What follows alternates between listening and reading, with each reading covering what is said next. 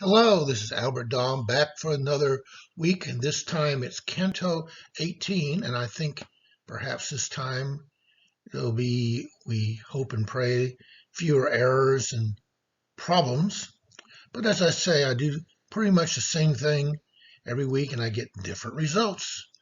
Anyhow, this is Canto 18. We're finally in the Mali Boje, and we're going to be doing with a visit with the Panders and Seducers. And so here we start off with Canto 18. I want you to notice right off before I do it, this week my laser pointer is working. Last week it didn't. How about that? Canto 18. There's a place in hell called Malaboje, cut out of stone the color of iron ore, just like the circling cliff that walls it in. Right in the center of this evil plain, there yawns a very wide, very deep well, whose structure I will talk of when the place itself is reached.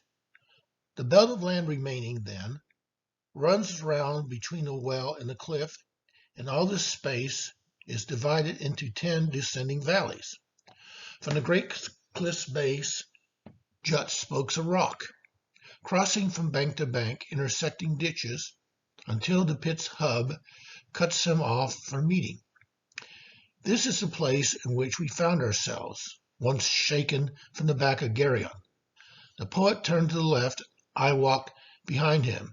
There on our right I saw new suffering souls, new means of torture, and new torturers, crammed into the depths of the first ditch. Remember Geryon, of course, that was the monster they rode down from the seventh circle. You see, here we are by map in circle 8, lower hell, the sins of the leopard or the sins of fraud, simple. And the 8th circle is divided into 10 malaboje or bad pockets. This is Dante's word. He coined it.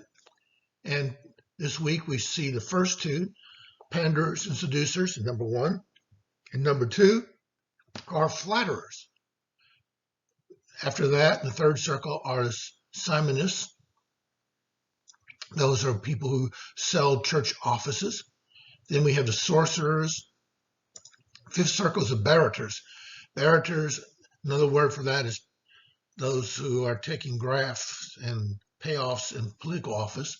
Next, we have the hypocrites, the thieves, deceivers, sowers of discord, falsifiers. And next, after that, comes the final circle of hell, a fraud complex. Here's another way of looking at another way of cross-section. We cross-section it sort of transverse this time. Here's the path they took with Geryon from the 7th circle down to the 8th, and we see the various little pockets, and we also see the bridge going between them. You'll see the bridge is out right here, and that happened when Jesus heralded hell. And then we go on down in a progression to the center of hell, circle 9. Here is a commentary from the Columbia University. I turn now to the question of Inferno 18 style and the style in lower hell more broadly. In the narrative stylistic analysis of the canti of lower hell in the Undivine Comedy, I write as follows about the style of Malaboje and the style of Inferno 18 in particular. From the stylistic perspective, these cantos run the gamut from the lowest of low styles to the highest of high. Here too, Canto 18 is paradigmic, moving in its brief compass from vulgar black humor, oh, how they made them lift their heels at first blows, truly none waited for second or third, to solemnity in which Virgil displays Jason, to the nastiness of the Merida, and Merida, we just have to say, is fecal material or shit, in which the Flatterers are plunged. I just have to say, we have to get used to a few 4-letter vulgar words. And just remember that hell is vulgar. And this is something we'll repeat more than just once in the eighth circle and the ninth circle. Hell is not pretty. Hell is not heroic or virtuous or brave or anything.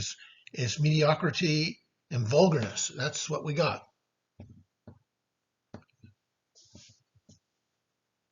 So the insight can be extended to the cantos of Malaboje as a group, whose violent stylistic transitions provide implicit commentary on the questions of genre and style that are opened up from the poem by the use of commedia in the Geryon episode.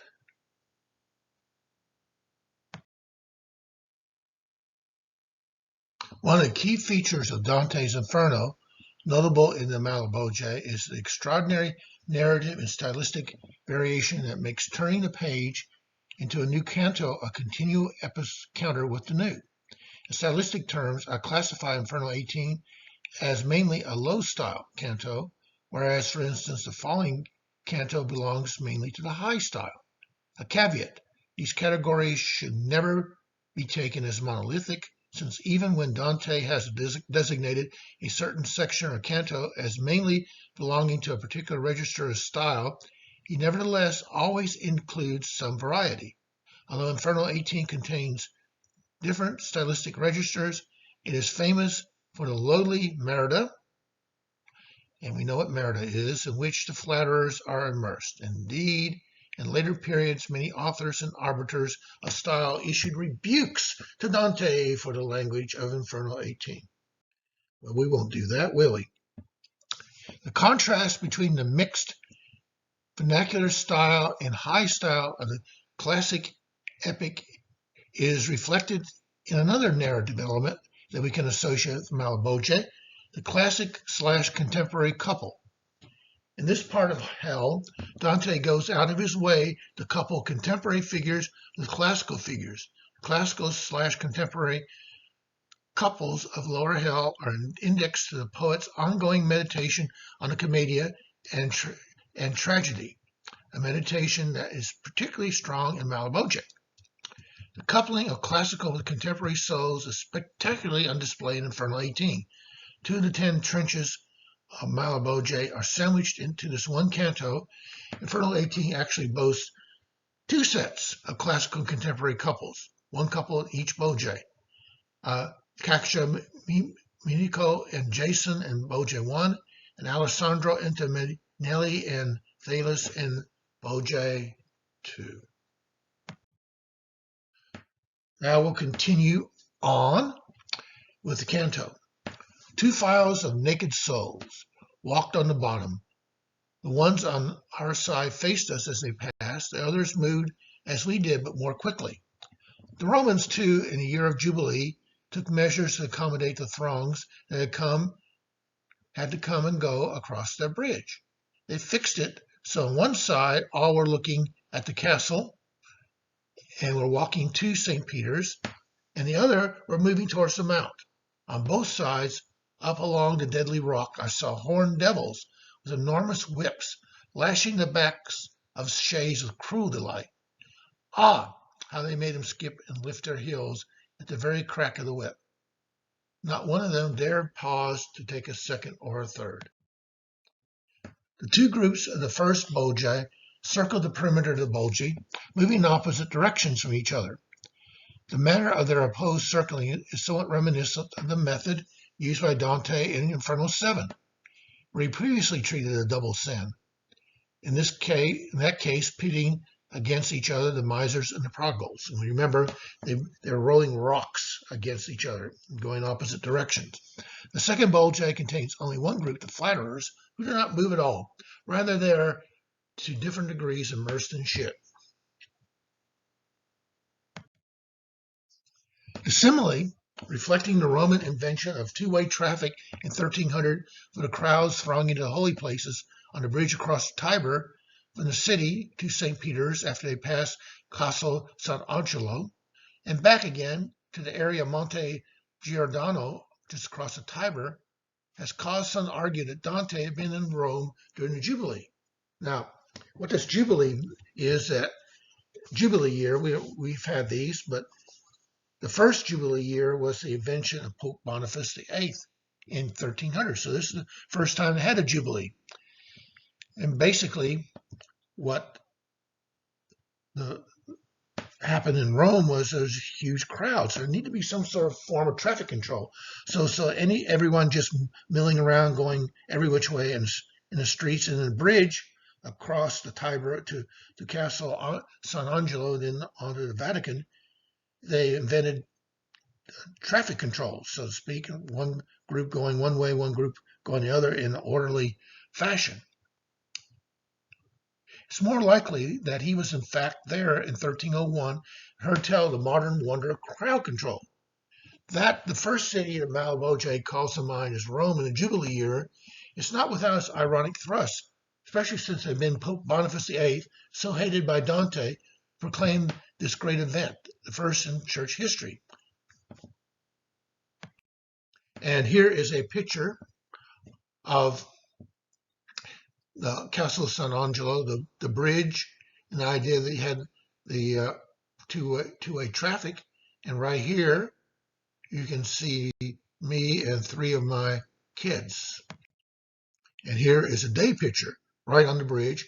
You see how the bridge of Angels has all these angel statues. It's pretty wide. You can imagine, again, what Dante is talking about. Well, we still have that, don't we? We have these people going this way and these people going the other way, very orderly. And this castle dates back to the time of Emperor Hadrian in the 2nd century. It was his mausoleum at one point. And this is a walkway, a fortified walkway that actually leads to the Vatican. And in times of trouble, the Pope could run out of the Vatican and head here.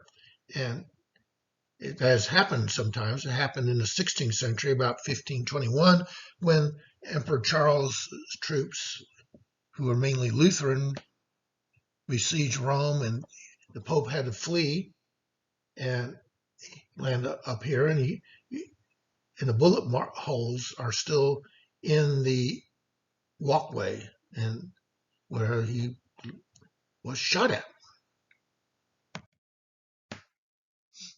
Now, what is a panderer? A panderer is a pimp or procurer. You are a man who wishes to have an affair with someone else's wife. A panderer will help you do that. A panderer is a go-between for two people who wish to have an affair. To pander is a verb that means to act like a pimp or a procurer.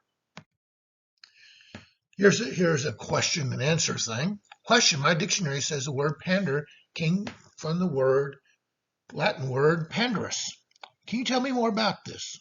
Is Panders a person's name? And of course, the person is going to tell you more about it. Here we go. Answer. Panders is the name of a character in ancient Greek legend.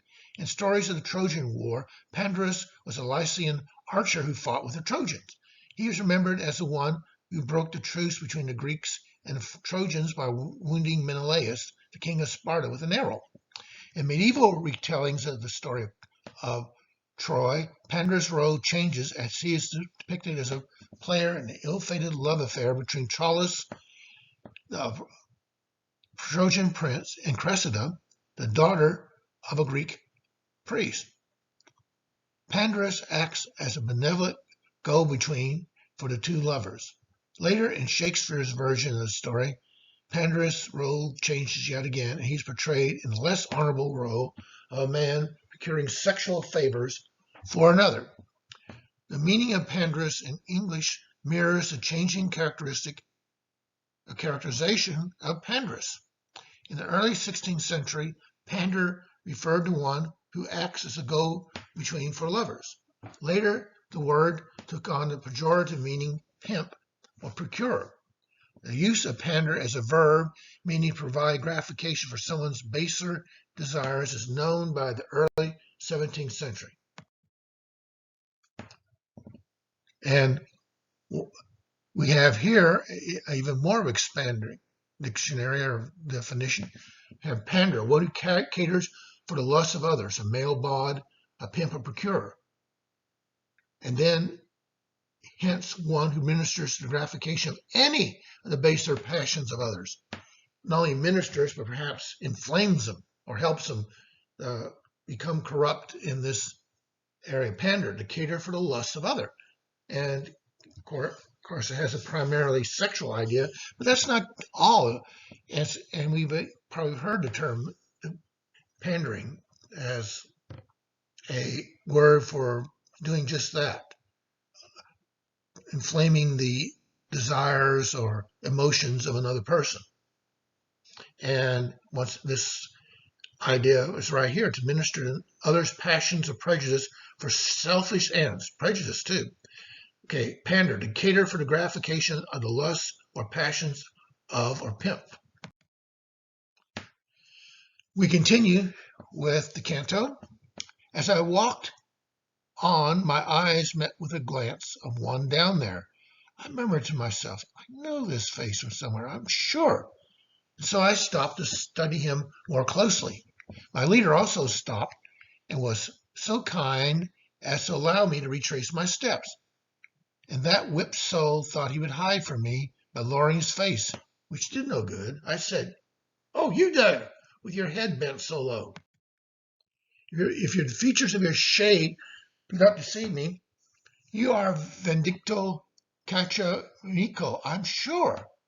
How did you ever get yourself in such a pickle?" "I'm not so keen on answering," he said, "but I feel I must. Your plain talk is compelling. It makes me think of old times in the world. I was the one who coaxed Gisela la Bella to serve the lusty wishes of the Marquis, no matter how the sword tale is told. I'm not the only Bolognese who weeps here. Hardly. This place is packed with us. In fact, there are more of us here than there are living tongues between the Savna and Reno Saint Sipa. I call on your own memory as witness. Remember, we have avaricious hearts."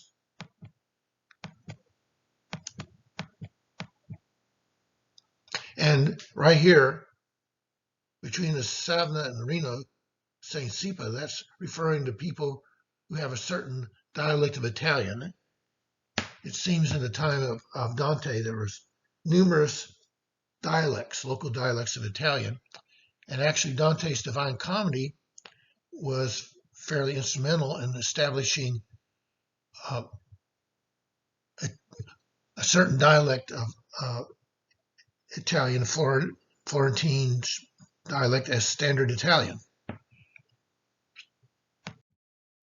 And here we have a picture of them. We got the demons whipping them as they running down. And of course, this drawing is a little bit inaccurate in that Dante and Virgil are not on level with them. They're actually on a bridge looking down. But hey, it makes a nice, well, I wouldn't say nice picture, but interesting picture.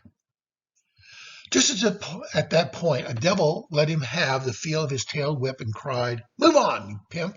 You can't cash in on women here." I turned and hurried to rejoin my guide. We walked a few more steps, and then we reached the rocky bridge that juts out from the bank. We had no difficulty climbing up, and turning right along the jagged ridge, we left those shades to their eternal circling. When we were where the ditch yawned wide below the ridge to make a passage for the scourge, my guide said, "Stop and stand where you can see those other misbegotten souls, whose faces you could not see before, for they were moving in the same direction we were over there." And of course, remember that we have one file going one way, one file going the other. So now they're going to look at the other file. The demon's rough remarks is variously understood. Either there are no women here to defraud, as Vindicto did his sister, or there are no women here for sale to offer to Dante. And there may also be a hint of slang for female genitalia. In our translation, and our being the Hollanders, we have tried to keep both of the first meanings as possible. And this is a good place to note that the person Dante's talking to, Vindicto procured or basically pimped or sold his own sister to the Marquis for the Marquis's pleasure. The men who victimized Gisolabella are men of power. Vindicto was a powerful Bolognese Guelph, while the Marchese or Marquis of verse 56 is Opizio de Esta, Lord of Ferrara. Ghisolabella's brother functions as a pimp, hence the devil will call him ruffian in verse 66. He sold sexual relations with his sister to the Este, who purchased them. These are men for whom women are femina de conio, as accurately noted by the devil, who beats Vindictio and sends him away. Be off, pimp. Here there are no women for you to sell. Chia Vacci, Leonardi glosses de concio thus. Women for money, in other words, be prostituted for financial gain. The financial aspect of the transaction connects it to the fraud and deceit rather than simply violence. Financial motivations will pulse through Malaboje. And we need to heed this very well. There's money changing hands, or money is the root of a lot of stuff going on in Circle 8. And it echoes a bit St. Paul's point that the love of money is the root of all evil. Violence is certainly present, however. Opizio II is among the tyrants in the circle of violence and is named in Inferno 12. Immersed up to his brows in the river of blood in Inferno 12, Opizio de Este was violent towards others in both their persons and their possessions. The phrase, to do the will of the Marquis, captures the nature of a man for whom others exist only as objects. At the same time, the few verses referring to Opizio in Inferno 12 reminds us that the violence breeds violence. For Opizio was killed by his son. Violence breeds violence. And that's something for us to remember. Anger breeds anger. It's hard to do sometimes, but we do have to remember that. And here's another thing we need to remember, starting in this section on note 26. We can see a vast interconnected network taking place. The links between the souls of Dante's afterlife have yet to be fully explored and mapped. As she wrote in Only Historici, the Commedia includes an amazing web of family and hence political interconnectivity spun by Dante, who so carefully chose and meshed the characters of his great poem. And I think this is a counter or answer to a few people who don't like the Inferno, don't like Divine Comedy in general, and say, oh, well, Dante is just this dyspeptic, annoyed person. He got kicked out of Florence, and now he wrote this just so he could get even, at least in a literary way, with his enemies, put them all in hell. No, I think, as we've already seen, I believe you all will agree with me here, that the people are around for a purpose. And as this commentator from Columbia University points out, they are interconnected, and in ways that of Dante's genius in doing this, despite all the commentaries over the 700 years, it still hasn't been entirely worked out.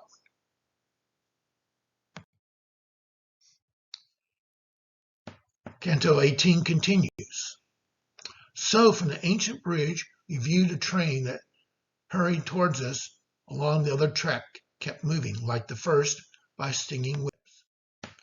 And here's another artist's rendition of what's going on. Here they are, and here's the first Malaboje. You can see one group going this way, one group going the other, and the devil is doing that. And then here's the second group. We'll see they're immersed in excrement.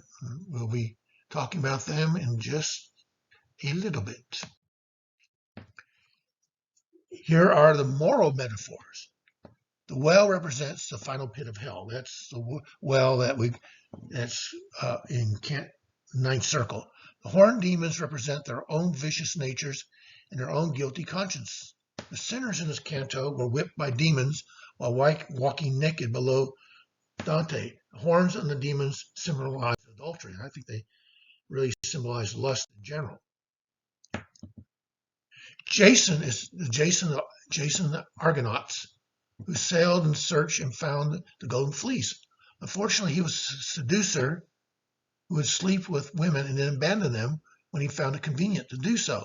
He slept with and then abandoned his Scylla when she was pregnant. She had twins. He married and had children with Medea, while he abandoned her when someone he thought was better came along.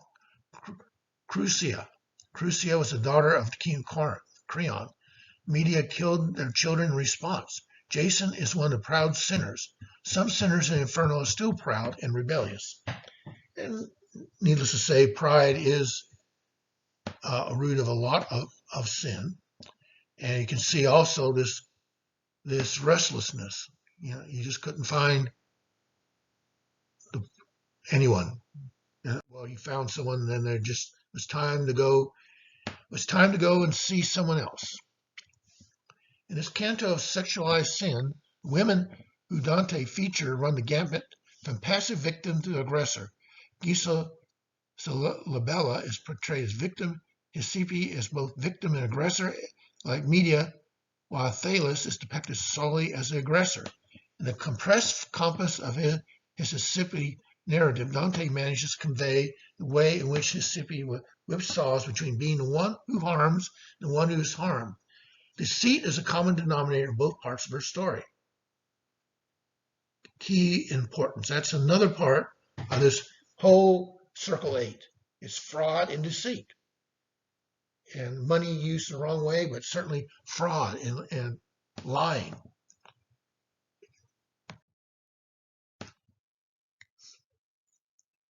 Now, as this Calvin and Hobbes cartoon shows, there's two parts. First of all, there's two parts of pandering. There's the person who's pandering, and there's the person who wants to be pandered. And also that while this canto is a lot about sexual sin, it certainly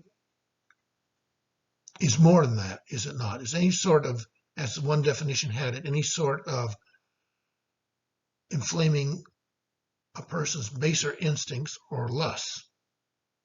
And coming up is a parody of country music that talks about groups of so-called country music stars who do a bit of pandering and are a good example of this.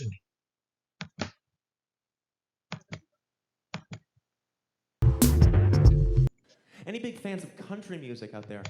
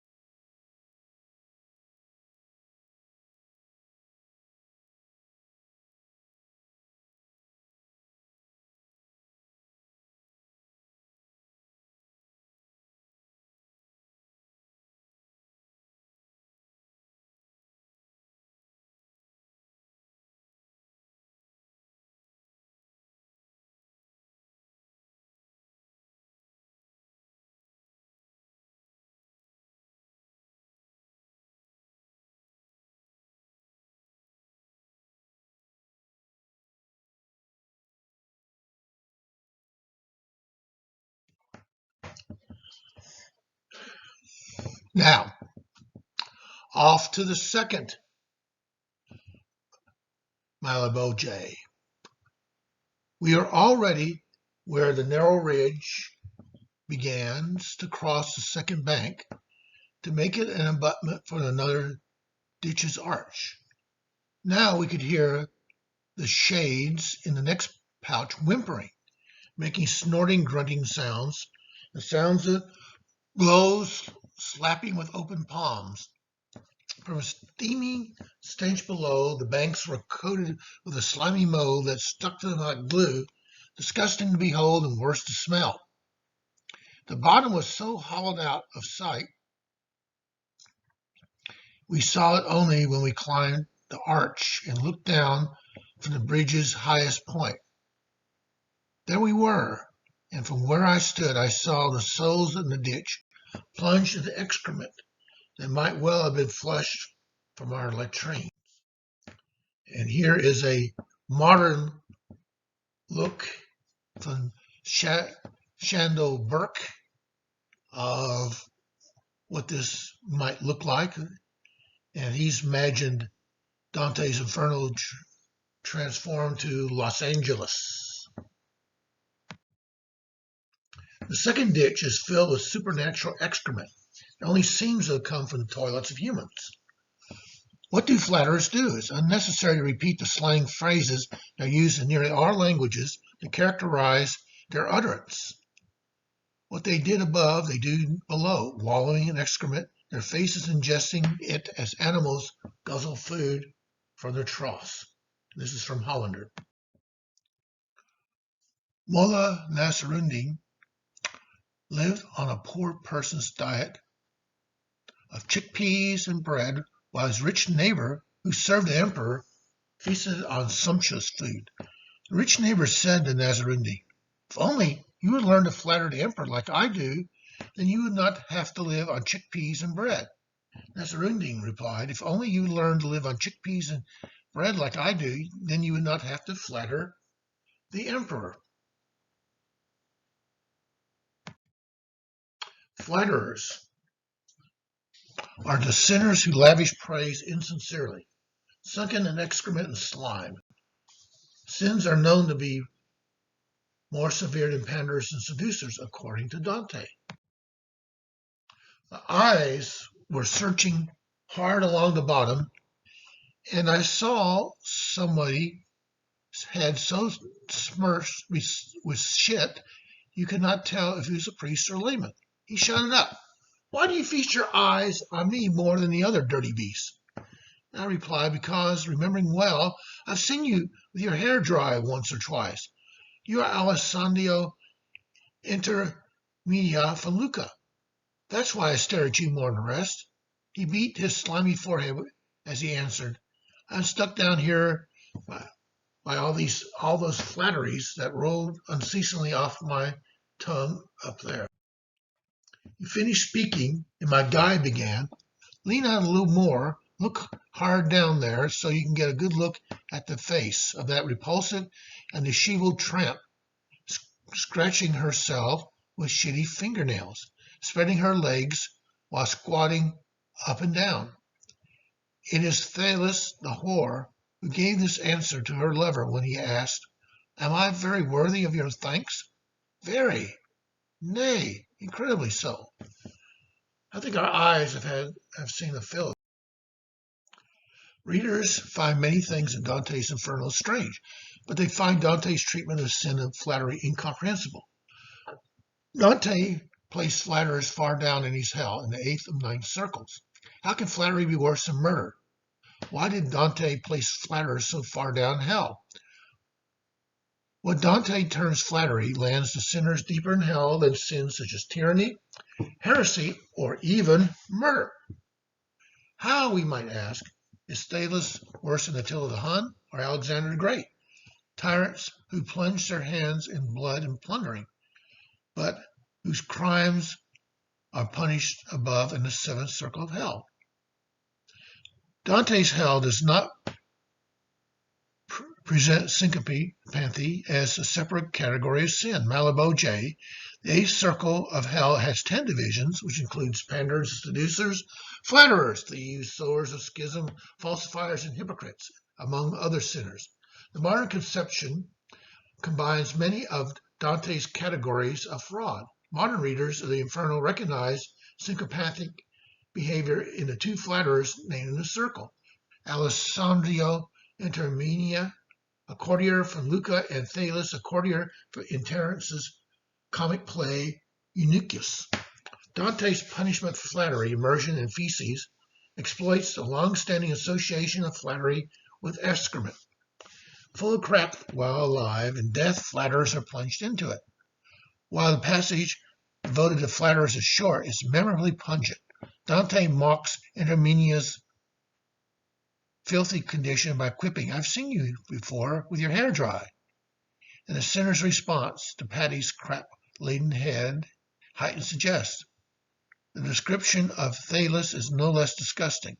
Virgil, the Roman poet who guides Dante through hell, directs his charge's attention to the besmirched Thales, who scratches herself with her filthy nails. Virgil adds that when Thales' lover asks his servant if she expressed any gratitude for the gift he just sent her, the servant replies, "Yes, enormous." Her flattery lies in her boundless exaggeration. Simple thanks would have been sufficient, but the flatterer, ever intent on currying favor with the target, always inflates her response. She exaggerates her thanks for her lover's gift in hopes that excess of gratitude yet elicit more gifts in the future. Dante, as he consigns sinners grisly punishments on his descent through hell, is often graphic in his descriptions. But his language in this section of the poem is downright crude. Excrement abounds in this episode. But Dante casts even harsher light on Thales as he describes the prostitute scratching herself with nails dripping with excrement. Even the words Dante uses for excrement, merda, is a dramatic departure from the usual language of epic poetry. The crudity of the language shows Dante's contempt for flatterers. His language mirrors his disgust. Flattery inspires a coarser treatment and coarser language. Dante, whose sense of community was powerful, reminds us of other ways of thinking of human experience. The poet's lessons are as salient today as they were in his time. A recent article in the Washington Post, "Why Brown-Nosing is a New Norm," makes this very point. Sins are variants of fraud, lying, hypocrisy, flattery, have effects that go beyond the immediate situation. Fraud creates a culture in which all interaction is suspect, in which simple, frank exchange cannot be taken for granted. For Dante, this kind of fraud not only injures the person deceived by a flatterer, it also affects the larger community. Flattery diminishes the trust on which social order is based, and it ultimately threatens this order. The last line, satiety comes quickly when one watches people breathing excrement. And that is certainly true. So, we have gone through 2 pits of the 8th circle, and pit 3 awaits us in the next week, and that is simony, selling church offices. And I'll see you then. Bye.